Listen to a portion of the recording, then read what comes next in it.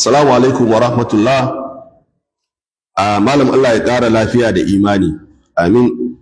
Kwanaki na saurari bayananka akan sabon tsarin haraji, kuma gaskiya mun fa'idantu. Amma malam baka yi bayani akan company income tax ba, da kuma tashin farashin kayan masurufi saboda ƙarin haraji akan kamfanoni.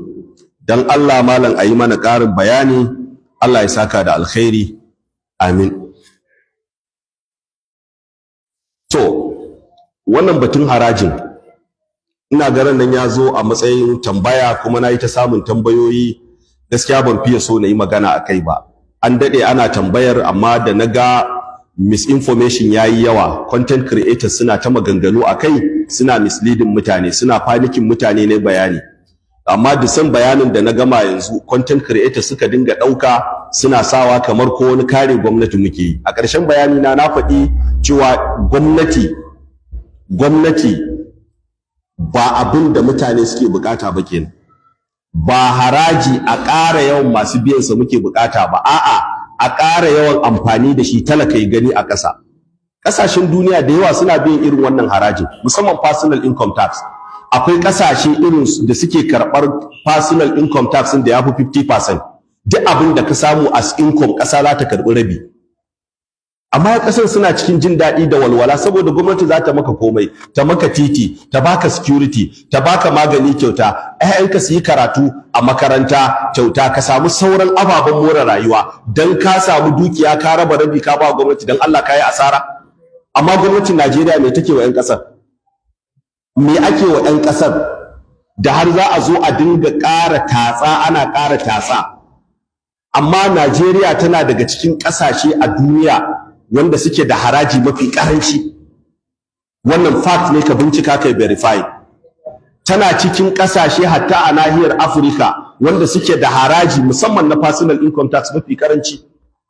Haka nan na kamfanoni, amma kuma ita ce asfalas safilina wajen amfanarwa taxpayers din da abin da aka karba na haraji.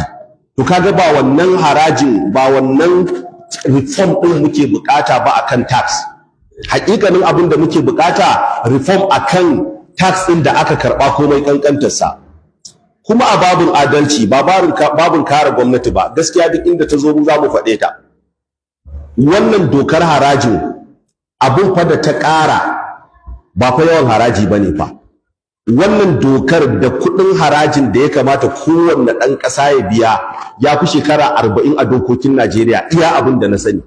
Tun itima aka zo decree na tax na income, personal income tax decree. Aka zo dokar haraji ta PITA, Personal Income Tax Act. Ita ma duka haka yake. Percentage ɗin ma ba wani ƙaruwa yayi ba. To a yanzu ma na wannan sabuwar dokokin harajin ba fa ƙara percentage akai ba.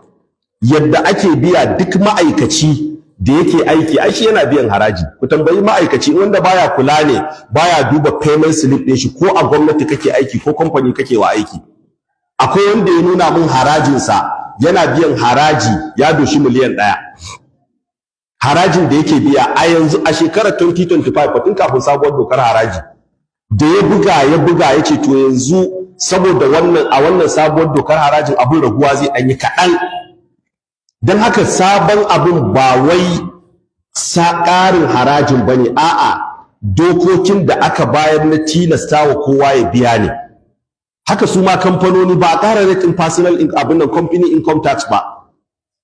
Ba a ƙara rate in personal company income tax ba, yana nan a yadda yake. Hasali ma wanda suke kamfanonin da annual turnover ɗinsu bai kai miliyan 50 ba, ba za ma su yi filing ba. Ba za su yi filing tax ɗin ba ma kwata-kwata, an yi exempting ɗinsu.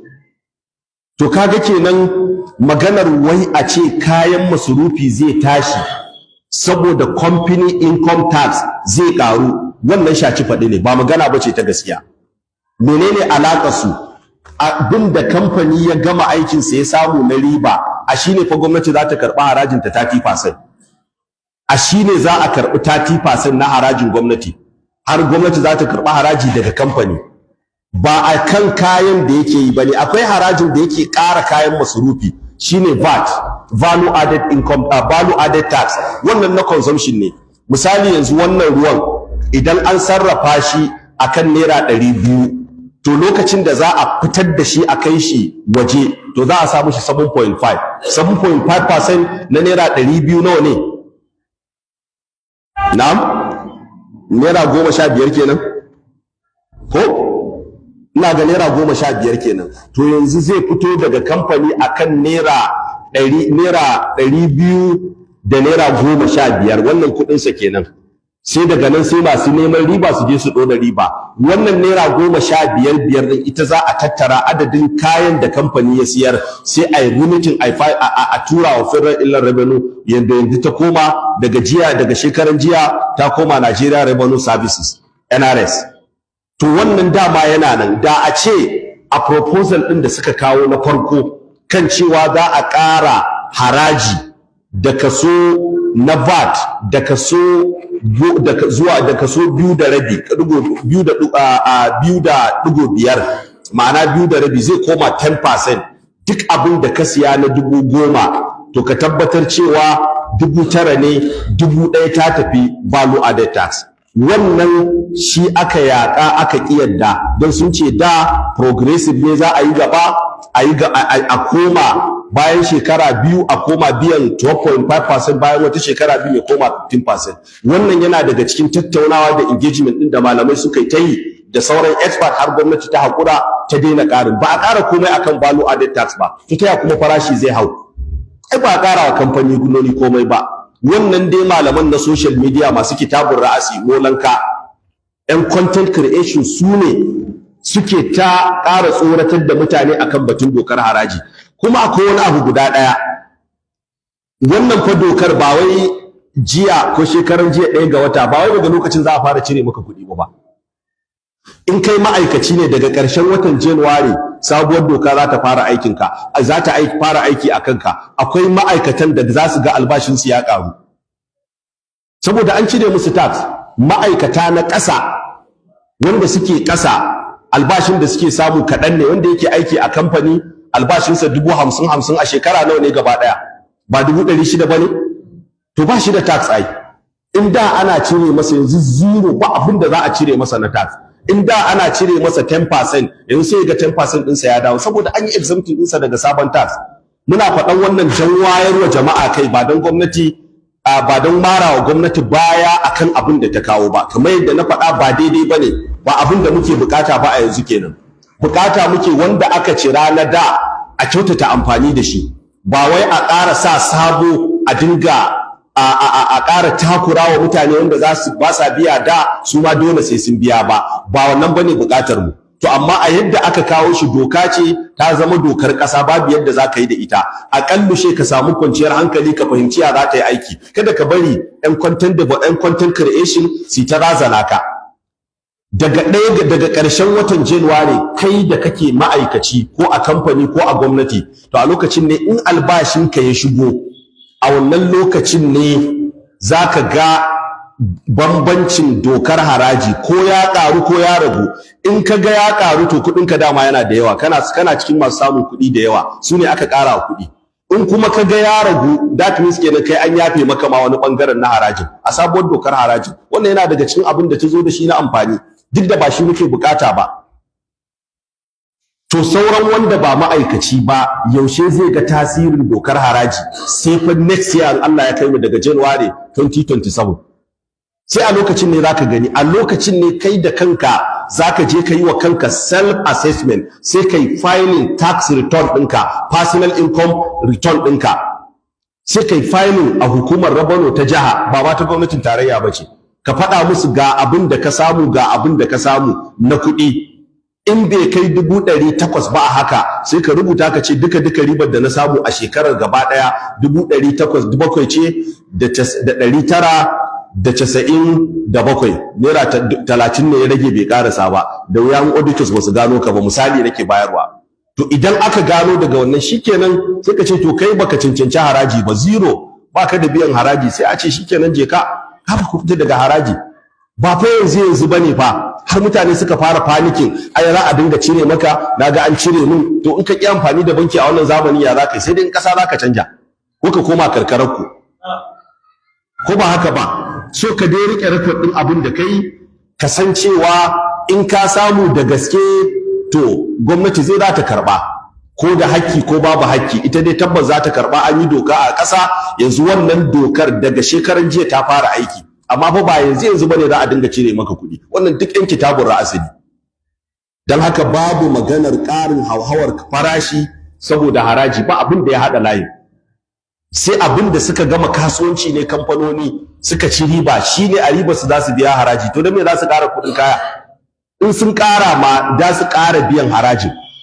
Da sun ƙara kuɗin kaya suka ci riban miliyan 100 maimakon riban miliyan 70, to yanzu 30% ɗin miliyan 70, miliyan 100 za su biya, ba 30% ɗin miliyan 70 ba wani ƙaruwa za su yi ba. So babu buƙatar panikin akan waɗannan abubuwan. Ban fiye son maganar ba, saboda babu abin da yake da wahala a Najeriya kamar yabon gwamnati, ko da ta yi alkhairi. Babu abin da yake da wahala a ce ga gwamnati ta yi gaskiya, ka fito ka ce wannan abin gaskiya ne. Kana fara faɗa kai ɗin ma yanzu ka zama mutumin banza. Kana fara faɗa, wallahi shine ai matsalar. Kana fara faɗan abin da gwamnati ta yi. Daga cikin yan content creation din da na baku labari, akwai wanda suka yanke wani bayani da nayi wancan sati 2 ko 3 akan batun tax din, da suka yanka sai suka yanki iya daidai wuraren da nake bayani, suka ce ai gashi nan turo na akai. Wallahi biya na wai akai, wai biya na akai nake bayani akan harajin. Saboda me? Saboda kawai na faɗi gaskiya akan gwamnati ga abin da ta yi, kada kai mata ƙarya. Abin da ba a yi ba bai kamata ka ƙirƙiro ka faɗa ba. Kuma abin da ya sa ƙarya kuma idan ka faɗe ta akan gwamnati, ita kuma daɗin karɓuwa ne da ita. In kana so a biya tafi mutane su karɓa, kawai ka yi wa gwamnatin nan ƙarya, dama halinta ne za ta aikata. Shi yasa ba a so ka saba da yin ƙarya, ake so kuma ka saba da gaskiya. Gwamnatin Najeriya ta saba yaudara 'yan ƙasa, don haka duk abin da ta zo da shi 'yan Najeriya ba sa yadda. Ba amintacciya ba ce, babu wannan trust ɗin tsakanin gwamnati da wanda suke jagorancin gwamnatin da kuma 'yan ƙasa. Gani suke duk abin da aka zo da shi cutar da su za a yi, ko na alkhairin ne. Ka ƙaddara wannan dokar a ce alkhairi ce, wallahi ba yadda za a yi ɗan Najeriya fahimci cewa wannan dokar alkhairi ce. Kuma ni ma ban fahimce ta a matsayin alkhairi ba. Dan na baya da aka karɓa, wai Malam Bahaushe ce daga na gaba ake ganin zurfin ruwa. Da aka karɓa harajin baya da ake karɓa miliyoyi, biliyoyi, tiriliyoyi, me aka aikata da shi? Kun gani a ƙasa? To shine kuma yanzu za a ce za a sake ƙarawa, kuma wanda ba sa bayarwa. Yanzu nan in ba ma'aikaci ba, banda ma'aikaci, wane ne yake biyan tax? Waye ya san yana da tax clearance, yana biyan abin da ya kamata na haraji a kansa? Ba wanda yake biya. Saboda me? Saboda ita ma gwamnatin bata maka abin da ya kamata ba. To ko da an ce wannan abun alkhairi ne, ai sai ka duba na baya, na da aka karɓa ya aka yi da shi. Duk wanda ya ce zai baka riga sai ka duba wacce ya sa, ko idan ta yi kama da wacce zai iya baka shikenan, amma ka ga rigar ka ta fi tasa kuma yace zai baka riga, ka yadda? Su babbar matsalar rashin trust ne tsakanin 'yan ƙasa da kuma gwamnati da kuma jagororin ƙasa. Wannan shine babbar matsalar, ba a yadda. Shi yasa ko malami ne ya zo ya yi magana akan gwamnati ko ta gaskiya ce, wallahi wannan malamin za a ce ya je bila ya karba. Kawai ita ce ai menene? Saboda gwamnatin ba ta da gaskiya, ba ta da gaskiya. In aka gane ka da cewa kai mara gaskiya ne, to duk abin da ka faɗa ko gaskiya ne ƙarya ne. Yan uwan Annabi Yusuf lokacin da suka zo da farko suka ce inna bunaka saraka, suka ce ya abana inna dhahabna nastabiq wa tarakna yusufa inda mata'ina fa akala hudbi'u wa ma anta bimu'minin lana walau kunna sadiqina. Baban su ya yadda bayar iya abin da suka sani, iya ilimin su kenan. Wal iran lati aqbalna fiha, a tambayi wanda muka taho tare da su. Suka ce wa inna tabbas lalle mu la sadiquna, wallahi gaskiya muke yi. Ka duba matakan cikar gaskiyar abin da suka faɗa. Dan Allah, mahaifin ya yarda da su? 'Yan Najeriya ba za su yarda ba. Kuma kar ka ɓata lokaci. Annabi Yusuf ɗin da ya yi gaskiya sau ɗaya, waɗannan matasan da suka yi mafarki, daga nan da sarki ya mafarki ya ce a aika shi, ana aika shi yana zuwa ya ce Yusufu, ya kai Annabi Yusufu, ayyuhas siddiqu, mai gaskiya aftina fi sab'i baqaratin simani ya'kuluhunna sab'un ijab wa sab'i sunbulatin khudr wa ukhra yabisat. Me yasa ya ce masa mai gaskiya? Saboda ya gani. To haka sauran kasashe na duniya suke. Wannan model din Annabi Yusuf din da waɗannan abokan zamansa a cikin kurkuku din, duk abin da gwamnatin su ta faɗa yadda suke yi. Saboda me? Ta faɗi gaskiya sun gani, ta kuma faɗa sun gani, ta ƙara faɗa sun gani. In ta faɗa ko ƙaryar ne karɓa za su yi a matsayin gaskiya. Mu kuma tamu model din ɗan uwan Annabi Yusuf suka ɗauka. Allah ya kawo mana sauki. Ina ganin ya kamata